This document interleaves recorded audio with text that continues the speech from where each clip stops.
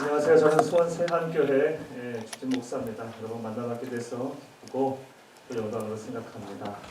먼저 인사드리겠습니다. 우리 하나님 말씀 먼저 보겠습니다. 우리 시브리서 13장 8절 말씀 목사님 잠깐만요. 시브리서 13장 8절 말씀 우리 한 목소리로 읽겠습니다. 시작. 예수 그리스도는 어제나 오늘이나 영원토록 동일하시니라. 아멘. 예수 그리스도는 어제나 오늘이나 영원토록 동일하시니라. 다음 세대 부흥을 위한 담임 목사 세미나 강사로 부탁을 받고 처음에는 되게 고사를 많이 했습니다. 왜냐하면 저보다 더 훌륭하신 목사님도 많고 또 저는 아직도 가야 할 길도 많고 배워야 할 것도 많은 목사인데 저에게 강사를 부탁하셔서 처음에는 고사를 했고 안 한다고 이렇게 말씀해 드렸는데 우리 여러 목사님들께서 권면을 하시고 특별히 우리 총회장 목사님께서 반드시 해야 된다고 말씀하셔서 순종하는 마음으로 이 자리에 섰습니다.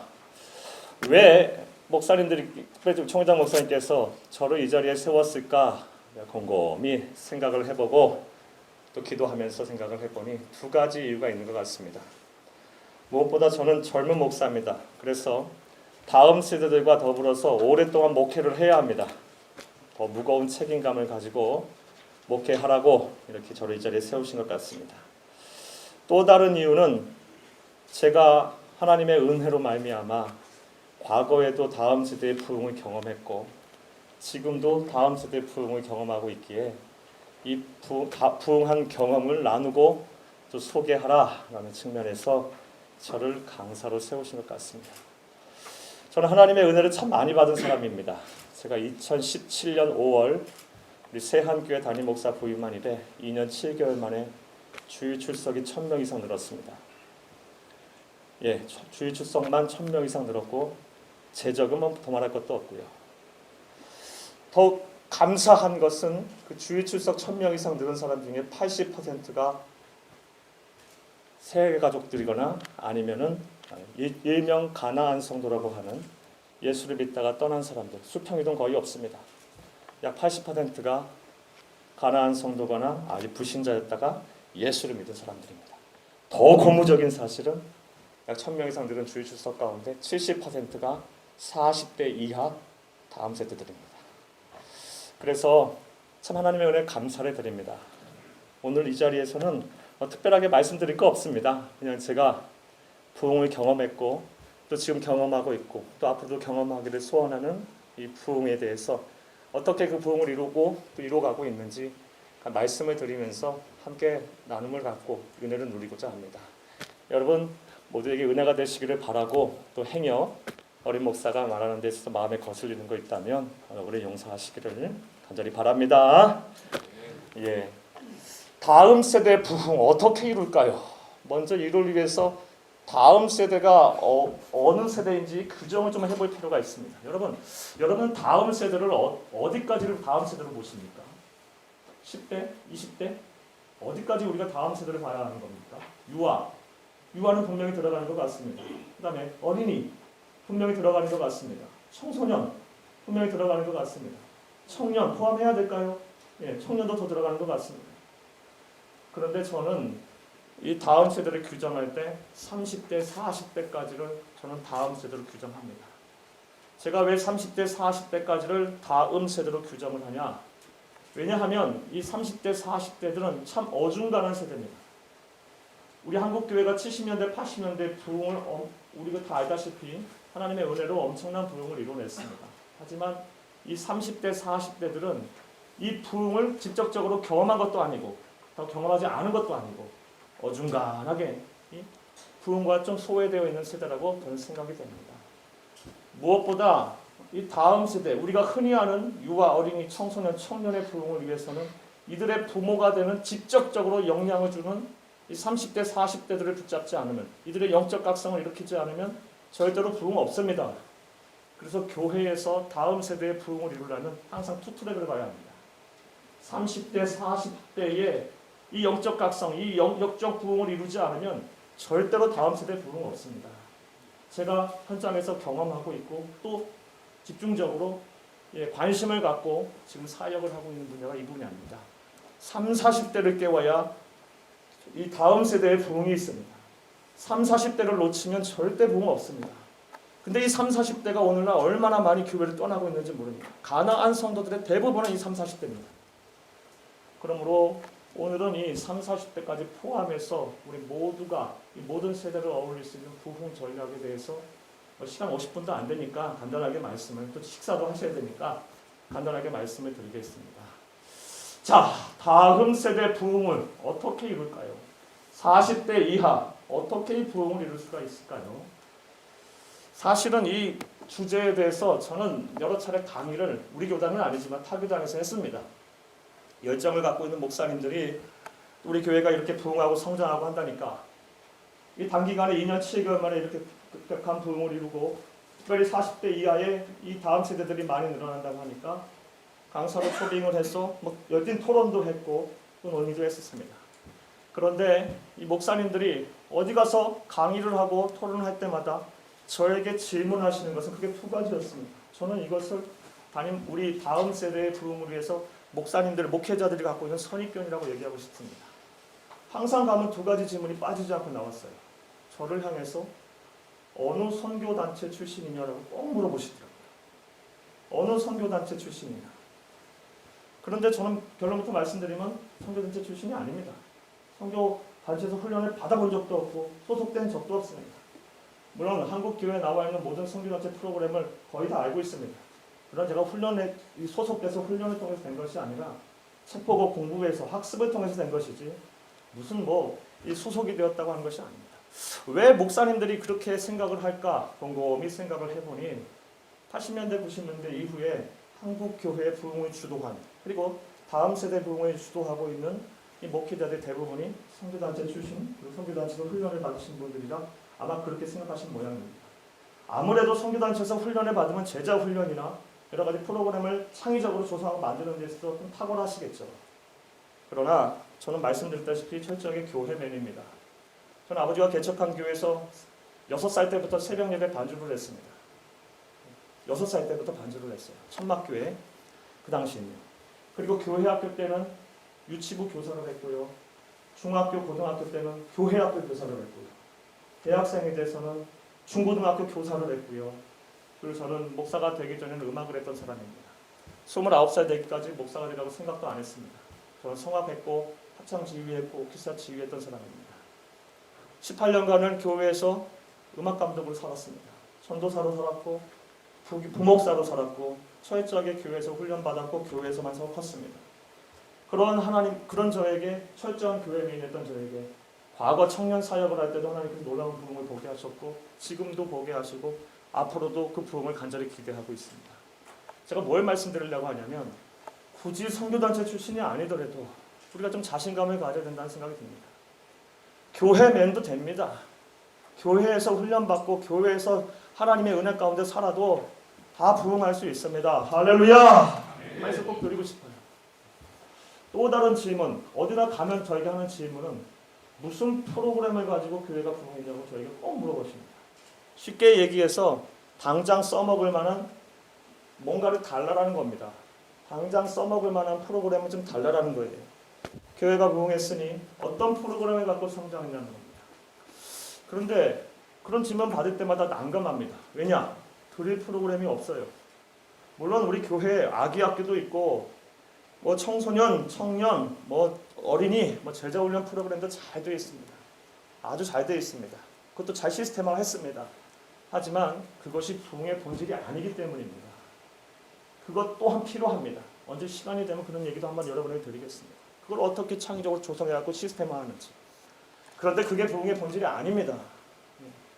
사랑하는 여러분, 아마 생각을 해보세요. 사랑하고 존경하는 우리 목사님들, 우리 과거 우리 믿음의 선배들이 그렇게 부흥의 역사를 이뤘던 것이 우리보다 프로그램이 많아서 그랬습니까? 창의적이고 독창적인 프로그램이 많아서 그랬습니까? 아니죠. 오늘날 얼마나 많은 프로그램이 창조해 있습니까? 그것이 부흥의 본질이 아니라는 겁니다. 부흥의 본질은 따로 있다는 겁니다. 제가 경험했던 부흥의 본질, 그리고 앞으로도 중점적으로 이 분야를 통해서 부흥하기를 원하는 본질을 따로 있습니다. 오늘 그 얘기를 여러분에게 드리겠습니다. 예. 자, 그렇다면 이제 생각을 해볼게요. 어떻게 하면 우리 다음 세대들 40대 이하의 이 부흥을 이루어야 될 이 세대들을 어떻게 부흥을 이루어갈 수 있을까요? 우리 사랑하는 존경하는 목사님도 한번 따라해볼까요? 첫째로 따라해보겠습니다. 첫째로 설교의 부흥 없이 다음 세대 부흥 없다. 목사님 늘 꼭 기억하시길 부탁합니다. 잘 아실 겁니다. 이거 새로운 얘기도 아닙니다. 설교의 부흥 없이는 절대로 다음 세대 부흥 없습니다. 저희 교회는 매주마다 수십 명이 방문객이 있습니다. 주일 예배 때요. 등록을 하지 않고 수십 명씩 와서 그냥 설교를 듣고 갑니다. 어떤 분은 1년, 2년 막 있다가 등록을 합니다. 끝까지 등록 권면에도 안 합니다. 그리고 매주마다 새 가족이 많이 옵니다. 2015년만 해도 11월 3일 기준으로 944명 등록했습니다. 홈페이지 가서 보시면 확인할 수 있습니다. 그런데 어떻게 등록을 시키냐? 그렇게 방문객들 그리고 전도에서 온 사람이든 어떻게든 간에 우리 교회 등록 신자가 되려면, 우리 교회 멤버십이 되려면 먼저 등록 카드를 작성하고 다 여러분 하시는 일입니다. 그리고 담임 목사를 만나고 예배 후에 그리고 애프터로 반드시 신방을 받아야 합니다. 신방 받고 약속 받아야 우리 교회 멤버십으로 등록을 시킵니다. 그런 사람만 새 가족으로 등록을 시켜요. 근데 뭘 말씀드리려 하냐? 저를 만나거나 아니면 새 가족 신방을 가셔서 우리 목사님들 또는 우리 전사님을 통해서 듣게 되면 어떻게 교회를 오셨느냐고 여쭤보면 열이면 열, 백이면 백, 다 설교 때문에 왔다고 해요. 이건 어린이도 마찬가지고 청소년도 마찬가지고 청년도 마찬가지고 특히 30대, 40대는 더 마찬가지입니다. 설교 때문에 왔다 그러지 프로그램 때문에 뭐 예배 때문에 뭐 편의시설 때문에 뭐 설교 비전 때문에 아니요. 설교 때문에 왔다면 거의 대부분이. 그런데 말씀드렸다시피 이들이 수평이동한 성도들이 아닙니다. 믿다가 교회를 떠난 수십 년 만에 교회 온 사람도 많고요. 10년, 20년 어린 시절 교회 학교 안 다녀본 사람이 어디 있습니까? 안 다녀본 사람이 어디 있습니까? 군대에서 세례받은 사람 수두룩 하고요. 초코파이하고 야구르트, 요즘은 햄버거하고 콜라 마신다고요. 수두룩 하고 다 뭐 믿다가 낙심해서 교회 떠난 사람 수두룩 합니다. 백이면 백, 열이면 열. 이렇게 심지어 불신자들도 오늘 설법 좋았습니다. 이런 얘기도 듣습니다. 사랑하는 여러분, 사랑하는 존경하는 우리 목사님들, 설교의 부흥 없이는 다음 세대 부흥 없습니다. 어린이도 똑같습니다. 청소년도 똑같습니다. 청년도 똑같고요. 어른은 더 마찬가지입니다. 이 40대 이하 다음 세대의 부흥을 이루려면 설교의 부흥을 이루어야 합니다. 여러분의 설교가 부흥돼서 여러분의 교회들이 다 부흥하시기를 간절히 주의 이름으로 축복합니다. 네. 축복합니다. 간절히 바랍니다. 자, 그러면 우리가 어떤 식으로 우리의 설교가 다음 세대 부흥을 위해서 발전해 나가야 할까요? 제가 참 이것 때문에 고민을 많은 사람입니다. 그런데 여러분의 이해를 돕고자 다음과 같은 말씀을 한번 드려보겠습니다. 현재 우리나라에서 이 영성 공동체라 말하기 참 애매한데 공동체 중에서 가장 부흥하는 공동체가 어디입니까? 신천지입니다. 신천지만큼 부흥하는 공동체가 어디 있습니까? 그 한국 기독교 상담소 협회장이신 진용식 목사님 말씀 들어보니까 매년 10만 명이 성경 공부를 한답니다. 그리고 그 중에서 8만 명이 이건 신천지야, 그러니까 들어가면 안 돼. 아니면 또 여러 가지 일들도 바쁘고 하는 일도 많고 그래서 나 못하겠어. 8만 명이 이탈을 하고요. 2만 명이 열성 성도가 된답니다. 그냥 성도가 아니라 다른 교회에 침투해서 그 교회를 무너뜨릴 수 있을 만큼의 그런 영성을 갖춘, 그들의 영성, 왜곡된 영성이긴 하지만 그 영성을 갖춘 사역자들이 2만 명씩 나온다고 합니다. 여러분 신천지 교회 들어가려면 다 태그 찍고 들어가야 되는 거 아시지 않습니까? 아무나 못 들어갑니다. 그렇게 2만 명씩 늘어난다고 해요. 신천지만큼 부흥하는 교회가 어디 있습니까? 교회가 아니지만요. 그런데 그 신천지에서 있다가 나온 아주 높은 위치까지 있다가 나온 어느 목사님께서 여쭤봤어요. 왜 이렇게 20대, 30대, 40대 사람들이 이렇게 신천지에 열광을 하느냐, 많이 빠지냐, 뭐가 문제였냐, 뭐가 그렇게 매력을 느끼냐 그들이 여쭤봤더니 다음과 같은 말씀을 제가 충격을 받았어요. 그들은 성경에서 답을 준답니다. 기성교회는 성경에서 답을 안 준대요. 목사님들이. 설교를 하더라도 그게 답인지 아닌지 명확하지가 않답니다. 하지만 이 신천지에가 들어가면 어떤 식이든 간에 성경에서 답을 준답니다. 우리의 설교가 그렇게 변화해야 합니다. 예. 다음 세대들, 우리 지금 40대 이하의 이 사람들이 살고 있는 세는 굉장히 컴플렉스합니다. 복잡합니다. 그리고 굉장히 베리어스합니다. 다양합니다. 이런 세상 속에서 우리가 성경에서 답을 줄 수 있는 설교를 해야 우리 또한 우리 설교가 부흥해서 다음 세대의 부흥이 있을 줄 믿습니다. 예. 그러면 성경에서 답을 주려면 어떻게 해야 될까요? 사람에 대한 연구가 있어야 되겠죠. 우리 다음 세대들이 어떤 세상을 살고 있고 어떤 고민을 하고 있는지 사람에 대한 연구가 아주 필요합니다. 이거 보통 일 아닙니다. 굉장히 피곤한 일이에요. 공부 많이 해야 되는 일이에요. 늘 거기에 막 초점을 갖고 있어야 돼요. 관심이 있어야 돼요. 또 사람 연구 말해서 됩니까? 성경에서 답을 주려면 하나님의 말씀에서도 이건 공부를 해야죠. 설교 준비가 보통 고되어지는 것이 아니에요. 네. 뭐 사랑하고 존경하는 우리 목사님들 저보다 더 훌륭하시고 더 많은 것을 알고 계시고 더 많은 능력을 행하시라 믿습니다. 목사가 되고 나서 지금까지 오면서 설교 한 번 하는 게 이렇게 힘들었던 적이 한두 번이 아니에요. 심지어 저희 목사님에게, 은퇴하신 우리 원로 목사님에게도 저 그런 얘기 종종 합니다. 저도 은퇴하고 싶습니다. 너무 설교하는 게 힘듭니다. 설교 준비하는 게 너무 힘듭니다. TV 본 지가 벌써 6개월이 넘었고요. 영화관 안 간 지가 5년이 넘었고요. 뭐 어떻게 세상 돌아가는지 모르겠습니다. 관심도 없습니다. 설교 준비하는 거 그게 제 오로지 관심이고 그걸 안 하면 살 수가 없고 교회가 견딜 수가 없고 어떻게 다 보니 교회가 부흥하고 있고 설교의 부흥 없이는 절대 부흥 없습니다. 성경에서 답을 주실 수 있는 우리 귀한 목사님들이 다 되시기를 간절히 부탁드립니다. 네. 또 신천지에서 나온 사람들 나온 그 목사님도 얘기하기를 어떻게 20대부터 40대들이 그렇게 신천지에 열광을 하느냐라고 물었더니 아주 또 충격적인 답을 해요. 그들이 거기에 들어가면 확신이 생긴답니다. 메시지를 들으면 확신이 생긴대요. 내가 구원을 받았구나. 아, 내가 이렇게 살면 내가 영생하겠구나. 천국 가겠구나. 그런데 기성교회의 목사님들을 설교를 들으면 확신이 안 생긴답니다. 내가 지금 하나님의 음성을 들은 것인지 사람의 음성을 들은 것인지 이 얘기 듣고 며칠을 제가 잠을 못 잔지 모릅니다. 확신이 생기는 메시지를 왜 우리가 못하고 있을까? 죄송하지만 여러분에게 여쭤보겠습니다. 여러분 지난주에 설교하신 그 메시지가 여러분 하나님의 음성입니까? 감히 여쭤봅니다. 하나님의 음성으로 여러분 메시지를 설교하셨습니까? 설교 원고 40분 하기는 보통 10장 정도 쓰지 않습니까? 한 문장 한 문장 한 구절 한 구절 이게 다 하나님의 음성인가 아니면 내 얘기인가 고민해 보셨습니까? 한 단어 한 단어를 얘기하더라도 이게 지금 하나님의 음성인가 내 얘기인가 내 머릿속으로 조합해서 내가 하고 싶은 얘기 성도들이 듣고 싶은 얘기 하고 있는 거 아닌가? 이거 치열하게 고민해야 합니다. 이거 치열하게 고민해야 돼요. 10장 정도 써서 이거 치열하게 고민하게 되면요 설교 원고 그냥 외웁니다. 하루에도 수십 번 그 한 문장 한 문장 갖고 고민을 하니까요. 원고 철저하게 써놓고 그리고 하나님의 말씀 전하기 올라가기 그 전까지 이게 하나님의 음성인가 내 얘기인가 그 확신 생길 때까지 기도합니다. 그렇게 확신이 들면 이 자리에 설교학 교수 수백 명 앉아있을 때도 두려울 거 하나 없습니다. 뭐가 무섭습니까? 하나님의 음성입니다.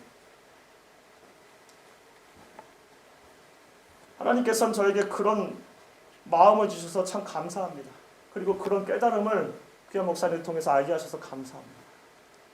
하나님의 내가 지금 하고 있는 설교가 하나님의 음성이라는 확신이 생겨서 그 확신을 가진 메시지를 전하면 설교의 부흥이 일어납니다. 성도들이 뭐라고 얘기하기를 시작하냐면 저 목사님에게 내 삶을 맡기면 되겠다. 저 목사님에게 내 생명을 맡기면 되겠다. 그런 얘기들을 하기 시작합니다. 특히 20대, 30대, 40대가요. 20대, 30대, 40대가 깨어나면 10대 어린이들, 유아들 깨어나는 건 아무것도 아닙니다. 유아들이 자기 차 타고 자기가 운전해서 옵니까? 엄마 아빠가 운전해서 데려다주고 데려오고 다 하는 겁니다. 20대, 30대, 특히 30대, 40대를 깨워야 합니다. 30대, 40대 부흥이 일어나지 않으면 다음 세대 부흥 없습니다. 그들을 말씀으로 잡아야 합니다. 시간 많이 돼서 더 얘기 안 하겠습니다. 설교의 부흥 없이는 절대로 다음 세대 부흥 없습니다. 두 번째로 또 한번 따라해 보시겠습니다. 한번 따라해 보시겠습니다. 기도의 부흥 없이는 다음 세대 부흥 없다. 기도와 부흥과는 어떤 연관성이 있을까요? 기도와 부흥과는요. 뭐 이거 명확합니다. 부흥은 하나님이 주셔야 되는 거 아닙니까? 부흥은 하나님이 주셔야 됩니다. 아무리 발버둥 쳐도 안 주시면 안 되는 겁니다. 저는 어린 목사지만, 젊은 목사지만, 40대 중반의 젊은 목사지만 참 값비싼 대가를 치르고 이 교훈을 얻었습니다. 이 진리를 얻었습니다. 제 얘기 죄송하지만 제가 조금 하겠습니다. 8년 전에 저는 혈액암으로 한번 사선에 서본 사람입니다.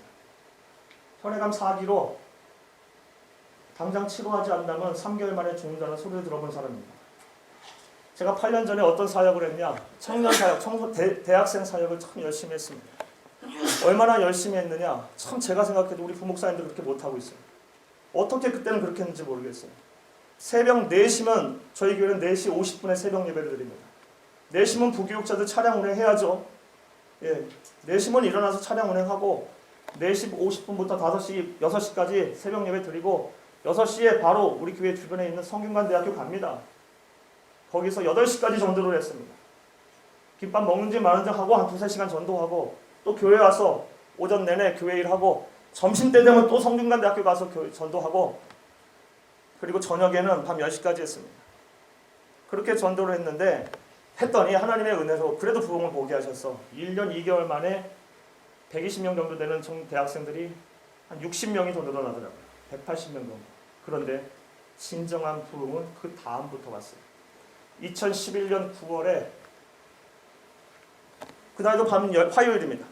그날도 이 전도하려고 하고 나서 성균관대학교 와서 마치고 집에 와서 이제 씻고 준비를 하는데 마침 그 다음날 새벽에 제가 새벽 설교를 해야 됩니다. 그래서 이제 아무리 생각해도 시간이 너무 늦어서 바로 자면 안 될 것 같아요. 못 일어날 것 같아요. 예, 맨정신에 설교 못 할 것 같아요. 그래서 옷을 입고 잠시 의자에 있다가 눈 붙였다가 바로 4시 되면 가야겠다. 이런 생각하려고 양복을 입으려고 하는데 와이셔츠 이게 채워지지가 않는 거예요. 그 전까지는 왜 몰랐나 모르겠어요. 안 채워지는 거예요, 자꾸. 보니까 여기 이렇게 두툼하게 뭐가 있어요. 그걸 모르고 몇 개월을 살았어요. 그 다음날 병원 갔더니 큰 병원 가보라고, 다음 갔더니 더 큰 병원 가보라고.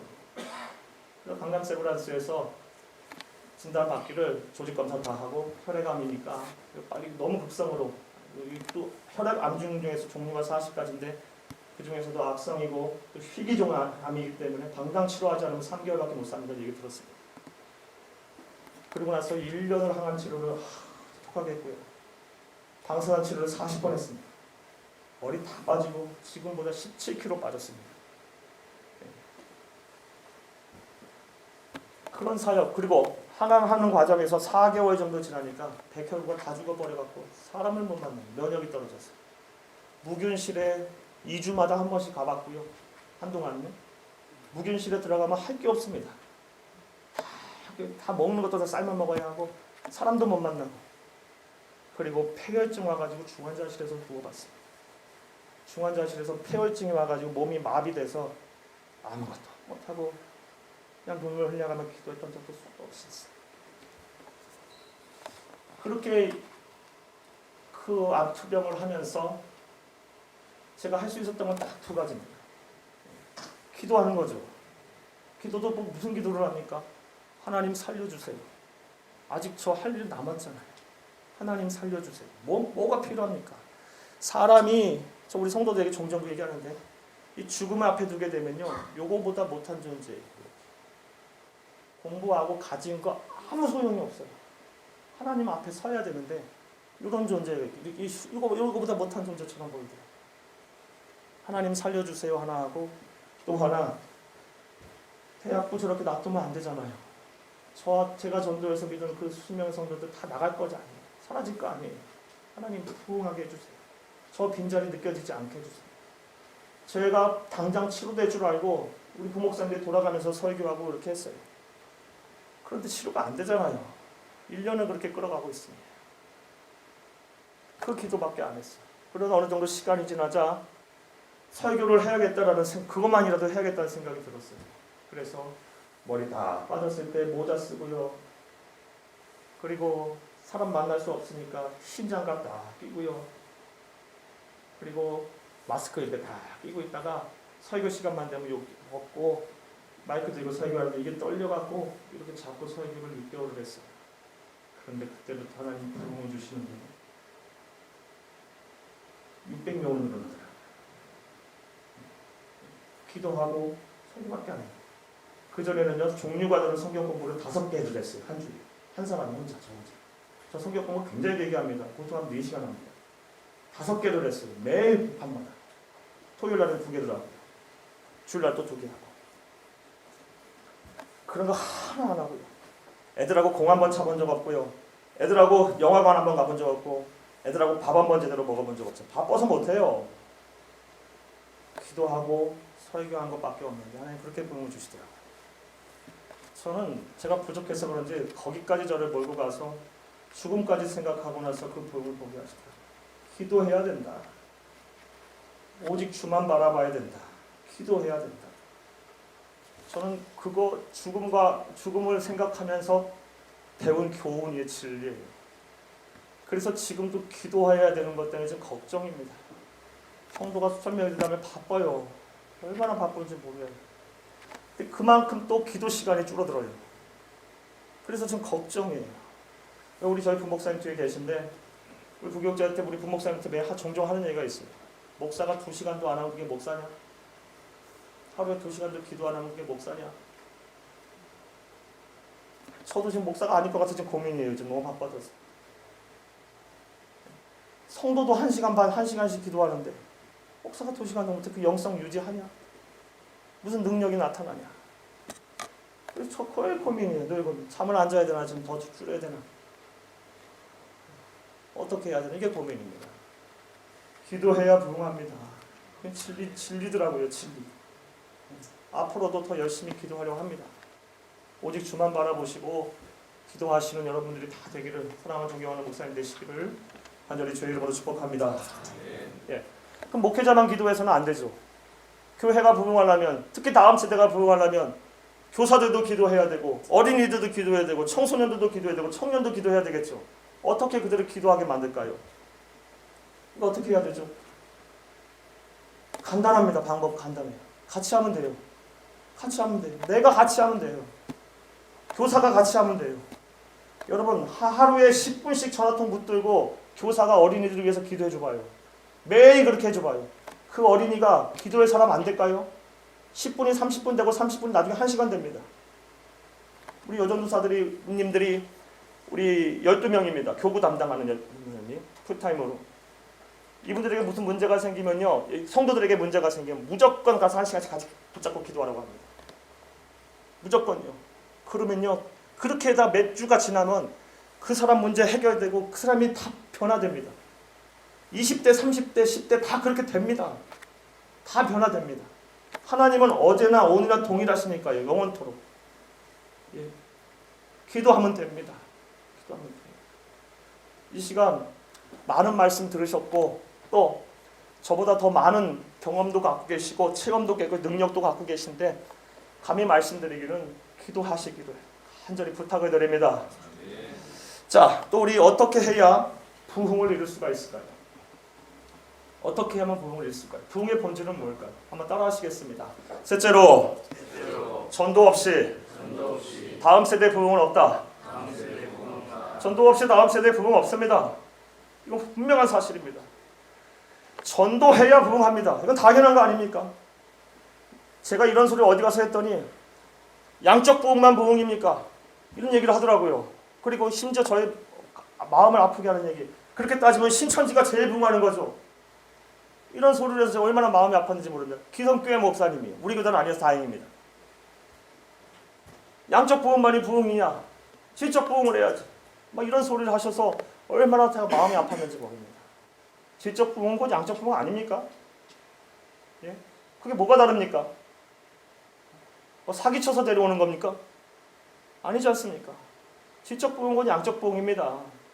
성숙한 그리스도인 되고 그 안에 성령이 충만하면 견딜 수가 없습니다. 입을 열지 않으면 견딜 수가 없어요. 복음 전하지 않으면 견딜 수가 없어요. 영혼 사랑하는 마음에 불타는데 어떻게 가만히 있습니까? 어린이도 똑같고요. 청소년도 똑같고 청년도 똑같고 특별히 20대, 30대 다 마찬가지입니다. 20대, 30대를 특별히 30대, 40대를 특별히 깨워야 합니다. 30대, 40대들을 전도하셔야 돼요. 그들이 전도하게 해야 돼요. 그러면 자연적으로 다음 세대 부흥합니다. 요즘 애도 안 나갔고 하나, 만약에 둘 이런데요. 저희 교회에 초등학교 또는 중고등학교 교장선생님들 많습니다. 그분들이 하시는 얘기가 맨날 매년마다 그래요. 한 학년이 매년마다 한 반씩 없어진답니다. 애를 안 낳아서. 그럼 이거 큰일 난 거 아닙니까? 한국교회 앞으로. 어디서 그 애들을 채워나갑니까? 어디서 어떻게 교회를 운영하게 해나갑니까? 그 어린이들, 그 학생들을 직접 간접적으로 영향을 주고 있는 30대, 40대를 깨워야 합니다. 그래서 그 세대들이 그 다음 세대가 돼요. 그 다음 제 신앙의 유산을 물려줄 수 있는 그런 세대로 깨워야 해요. 그래야 다음 세대 부흥이 있습니다. 전도해야 합니다. 전도. 자, 전도하기 참 어렵습니다. 예. 제가 느끼기에도요. 일선에서 제가 느끼기에도 3, 4년 전보다 아주 전도하기 힘들어졌습니다. 예. 아주 완악해졌어요. 여러분 다 경험하실 겁니다. 학교 앞 전도하게 되면 요즘 어때요? 예전에는 떡볶이 전도도 하고 사탕 전도도 하고 뭐 그림 전도도 하고 막 했어요. 당장 민원 들어옵니다. 당장 민원 들어와요.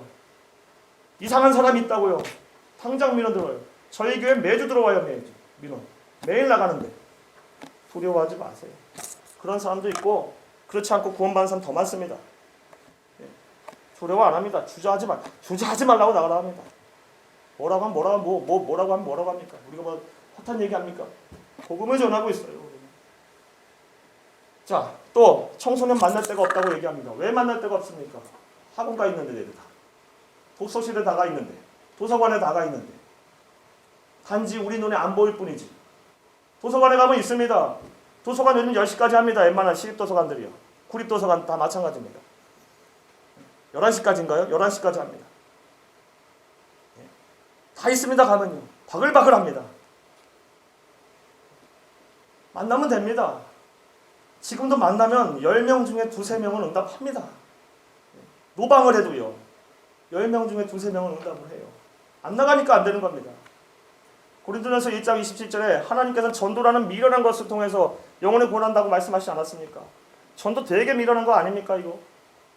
하지만 그거를 통해서 하나님 영혼을 구원하십니다. 전도하면 됩니다. 지금도 응답합니다. 사람들이 30, 40대 응답합니다. 그 아주 30, 40대 요즘 얼마나 똑똑합니까? 굉장히 똑똑합니다. 가진 것도 많고 아는 것도 많고 목사, 전도사 뭐같이 생각합니다. 여러분 대학가에서 전도 해보셨습니까? 전도하면요 개 짖는 소리보다 못하게 여겨요. 요즘 세상은. 전화번호 행여나 받으면 하나도 만든 적 없어요. 다 전화해 받아요. 이상한 사람 취급받습니다. 그래도요 그렇게 실패해도 내가 구원 못하면 내가 그 자리에서 구원 못하면요 하나님께서 보내주시더라고요.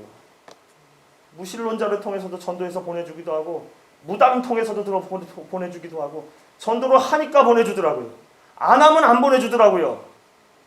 이게 하나님의 역사임을 알았습니다. 하나님의 역사임을 알았어요. 다음 세대 부흥 전도하면 됩니다. 별의별 소리 듣겠죠. 뭐 그게 무섭습니까? 민원 들어오고 뭐가 어떡합니까? 담임 목사 바꿔라. 수 없습니다.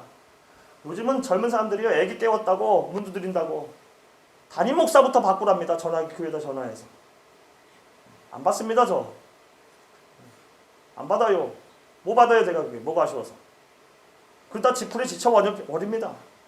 그런 사람도 있고 저런 사람도 있는 겁니다. 뭐 예수 시대에는 없었습니까? 그런 사람이. 다 있는 겁니다. 전도하면 됩니다. 전도하면 돼요. 전도 나가면 됩니다. 안 하면 안 됩니다. 자, 그러면 목회자 혼자 전도할 수는 없는 건 아니겠습니까? 어린이가 어린이를 전도해야 부흥하는 거고, 청소년이 청소년을 전도해야 부흥하는 겁니다. 청년이 자기 청년을 전도해야 부흥하는 거고, 다음 세대가 20대, 30대, 30대, 40대는 30대, 40대가 전도를 해야 부흥하는 것이지 다른 세대가 전도해서 부흥하지 않습니다. 아주 묘합니다. 자기 세대가 부흥해야, 전도를 해야 부흥하는 겁니다. 자, 그럼 어떻게 그들을 깨워서 전도하게 할까요? 간단합니다. 같이 나가면 됩니다. 같이 나가면 돼요. 약속 잡고 같이 나가면 됩니다. 안 하니까 안 되는 겁니다. 나가면 됩니다. 왜 안 됩니까? 별의별 얘기할 것 없습니다. 예수 믿으면 좋습니다. 예수 믿어보세요. 예수 믿으면 좋습니다. 예수 믿으면 구원 받습니다. 예수 믿으니까 너무 좋아요. 생글생글 웃으면서 예수 믿으면 좋다고 그 얘기만 해도 됩니다. 얼마나 좋은지 모릅니다. 예수 믿었더니 내가 얼마나 기쁜지 모릅니다. 이 얘기만 해도 전도 됩니다. 예, 됩니다. 요즘 아파트들 들어가기 쉽습니까? 못 들어갑니다. 입주할 때 아니면 못 들어가요. 처음부터 다 거론되고 안에서 안 열어주면 못 들어갑니다. 참, 그런 상황 속에서도요, 눌러놓고 예수 믿으면 좋습니다. 그 소리 한번 외쳤더니 문 열어주는 사람도 있습니다. 그리고 나서 자기 얘기 쫙 하는 예산. 내가 어린 시절에 그 엄마 아빠 따라서, 제가 장로님 아들입니다. 장로님 딸입니다. 목사님 딸입니다. 목사님 아들입니다. 어린 시절에 그렇게 열심히 했는데 이제 예수 믿어야 되겠습니다.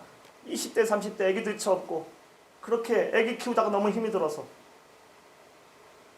그런 사람들 많이 들어봤습니다. 안 나가서 안 되는 거지. 하면 됩니다. 왜 안 됩니까? 여기 담임 목사님들이니까 제가 부탁을 드리겠습니다. 전도하는 데 있어서는 아까워하지 마시기 부탁합니다. 저도 한때는 그런 생각도 해봤습니다. 두당 얼마야? 근데 안 오게 되면 얼마가 손해야? 담임 목사가 고민 안 할 수 없지 않습니까? 그렇죠? 이거 지워셔야 합니다. 이거 지워버려야 돼요. 저희는 우리 부목사님들이나 우리 부교육자들이 계획 세워오면은 뭐 거의 다 맡겨줍니다. 알아서 하라 그래요. 알아서 하라. 다 알아서 하라. 정직하기만 해라. 다 맡겨줍니다. 알아서 하라고. 전도 계획 세워지면 하나도 깎아본 적 없습니다. 1호 10원도 깎아준 적 없습니다. 더면 더 이거 갖고 되냐? 이렇게 얘기합니다. 다 채우시고 더 부흥케 하십니다. 더 많은 영혼 보내주십니다. 이게 하나님의 역사임을 저는 보고 있습니다. 앞으로 볼 겁니다. 사랑하고 존경하는 우리 목사님들, 다음 세대 목회 어떻게 해야 될까요? 이 말씀 맺겠습니다. 식사하셔야 되니까. 어떻게 해야 할까요? 제가 드린 말씀은 뭐 이거 새로운 말씀도 아니지 않습니까? 설교의 부흥 없이 다음 세대 부흥 없다. 기도의 부흥 없이 다음 세대 부흥 없다. 전도의 부흥 없이 다음 세대 부흥 없다. 이거 뭐 새로운 얘기입니까? 다 아시는 얘기 아니십니까? 우리가 읽은 말씀, 하나님, 예수 그리스도는 어제나 오늘이나 영원토록 동일하신 분이기 때문에 교회의 역사를 통해서 어떤 세대가 변하든 간에 부흥의 본질은 동일하다고 생각합니다. 심령을 깨우면 됩니다.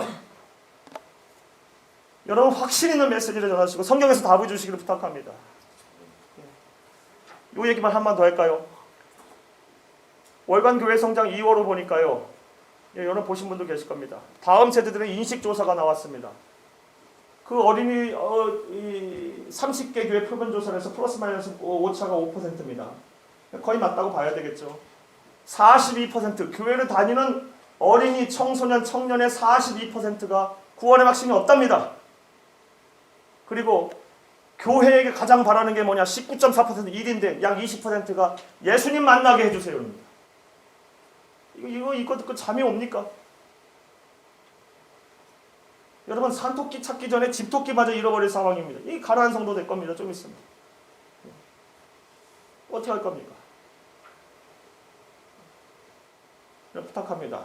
여러분 잘 하시겠지만 한 사람 여러분 목사님들이 바쁘시니까, 우리 담임 목사님 바쁘시니까 그 부교육자 시켜서라도 한 사람 구원의 확신 다 확인하고 점검하고 확신 심어주고, 그렇게 안 하면 집토끼마저 잃어버려 다음 세대 부흥 택도 없습니다. 5년도 안 갑니다, 걔네들. 애들 금방 크잖아요. 벌써 숱이 다 끝났습니다. 웬만한 건요. 그럼 이미 거기서 약 50%는 떨어져 나가요. 세상 유혹이 얼마나 강렬한데요. 그러다가 정말 하나님의 은혜로 30대 40대 그때 하나님 체험하지 않으면요, 그냥 한평생 훅 가버리는 거예요. 그러다 정말 은혜로 하나님 어떻게 죽게 돌아오거나 아니면 말거나, 이게 어떻게 되는 거예요, 이게 지금. 다음 세대 부흥을 위해서 우리가 무엇을 해야 될지 분명하게 우리가 목회의 방향을 잡고 중점을 두고 하나님 앞에 신실하게 선다면 못할 거 없다고 생각합니다. 우리 교단 부흥할 거라 봅니다. 우리 목사님들 교회 개교회 다 부흥하리라 믿습니다. 그렇게 되기를 간절히 주의 이름으로 축복합니다. 찬양하고 우리 기도합시다. 찬송가 305장 나 같은 죄인이 찬양하고 우리 기도합시다. 반주가 없네요. 제가 부르겠습니다. 같이. 나 같은 죄인 살리신 주의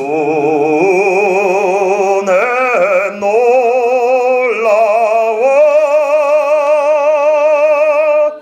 잃었던 생명 찾았고 광명을 얻었네. 큰 죄악에서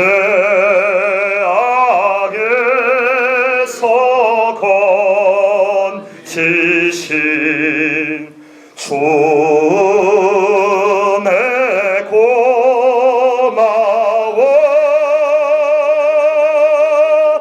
나 처음 믿은 그 시간 귀하고 귀하다. 이제껏 내가 산 것도 주님의 은혜라. 또 나를 장차 본향에 인도해 주시리. 거기서 우리 영혼이 거기서 우리 영원히 주님의 은혜로